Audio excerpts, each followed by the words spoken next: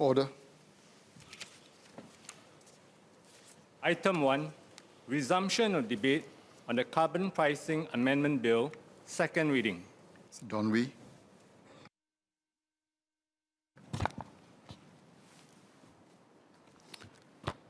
Mr. Speaker, sir, I declare that I'm working with a Singaporean bank, but I do not manage any revenue performance target. Given that Singapore has committed to achieve net zero emissions by 2050, and many large organizations like the United Overseas Bank, which had committed to net zero last week, how does the government plan to work with the whole ecosystem of stakeholders to help ensure social and economic progress in tandem with decarbonization to align with Singapore's net zero emission policy? Impacted stakeholders include large emitters, SMEs, and consumers.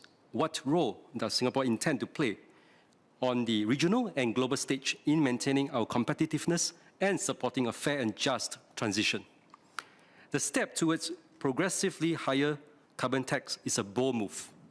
Within a few years, our carbon tax will be the highest in Asia, placing us amongst leaders in this region for decarbonization efforts. While doing so will create opportunities with exciting potential, it has its trade-off too. On one hand, we want to strengthen our response to climate change because of our island's own vulnerability. We also aspire to become a carbon services hub in the future, which will attract investments and create job opportunities for Singaporeans. On the other hand, the trade-offs include rising business costs and the squeeze on the profits of our companies.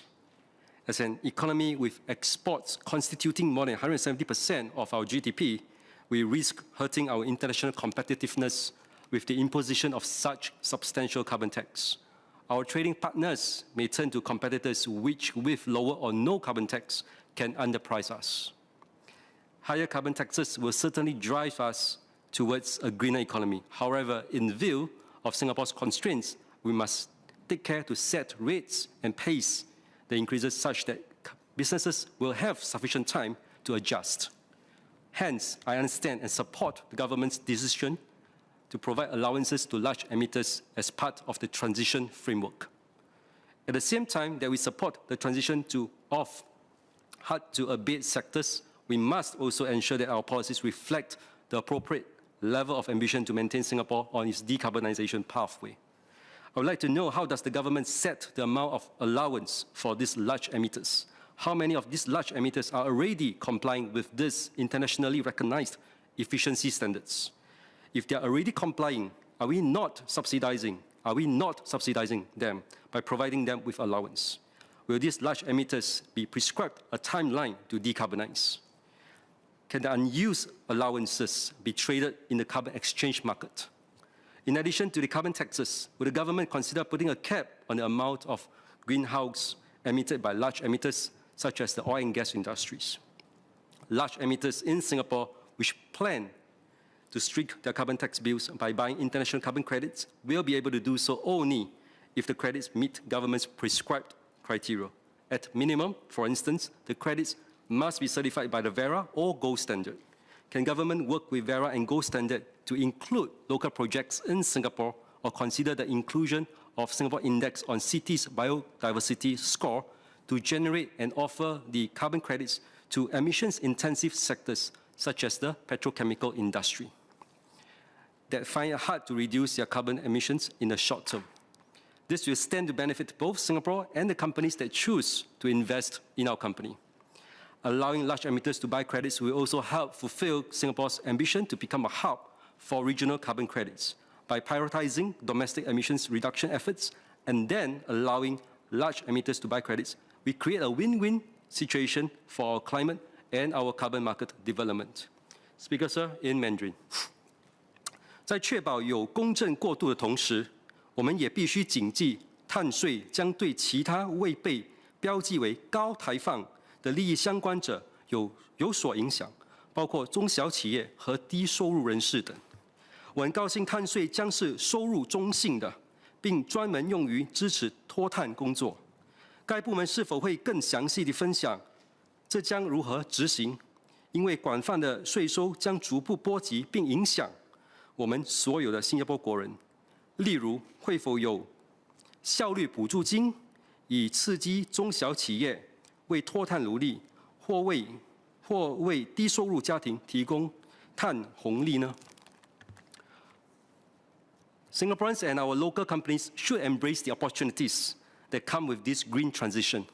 Many companies share Singapore's goal of decarbonizing and are aligned with its net zero vision.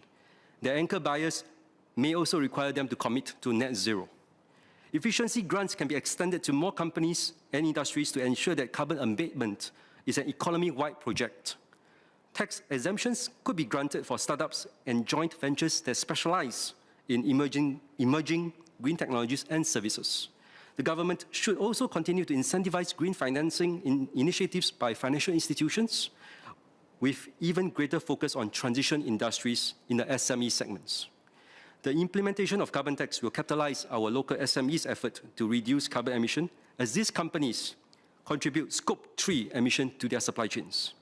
I would like to seek clarification from the Trade Minister on how our SMEs, for example, our local agricultural producers who cannot afford to be certified by second-party opinion providers, participate in this journey.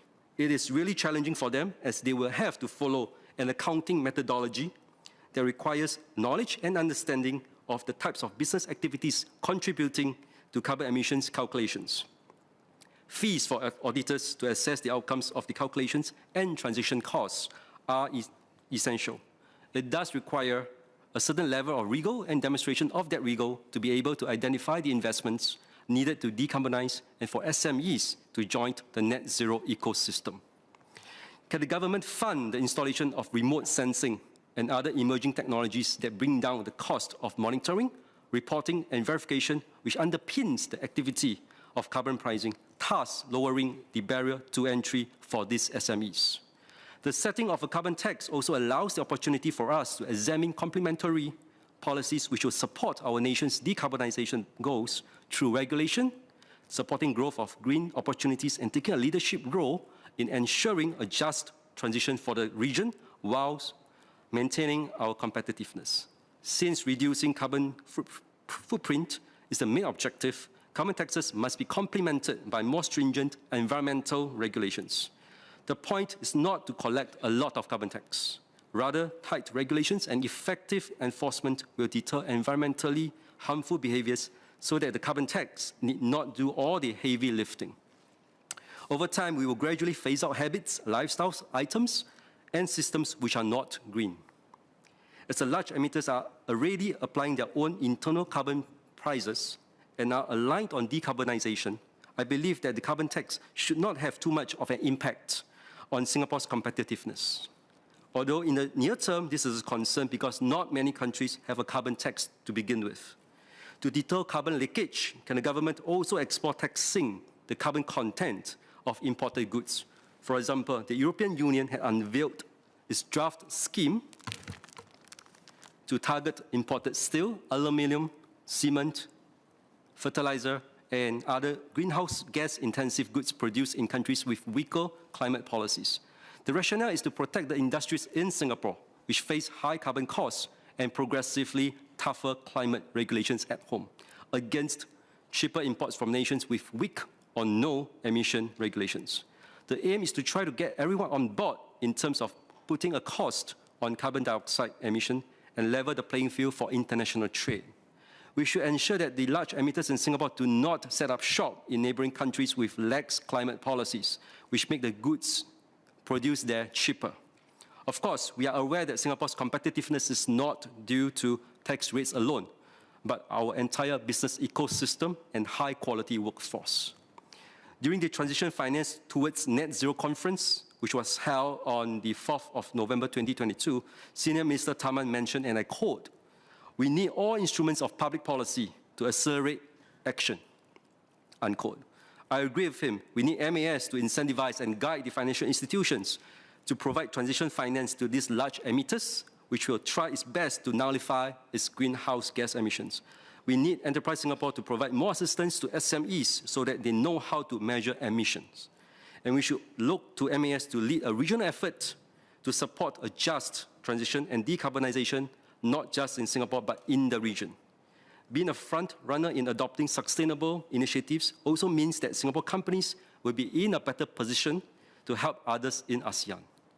Increasing the carbon tax to $25 will raise the retail cost of electricity by an amount well within the fluctuations we have been seeing since 2021. The entire ecosystem of players, government, regulator, companies, financial institutions, SMEs, and consumers need to come together to support our net zero target by 2050. I hope Singaporeans will come together on this issue of greening our economy and focus on the big picture at this inflection point in our history. Decarbonization is a generation-defining business and job opportunities, and our Singaporean companies are well positioned to lead the way. Notwithstanding the above mentioned, I support the bill.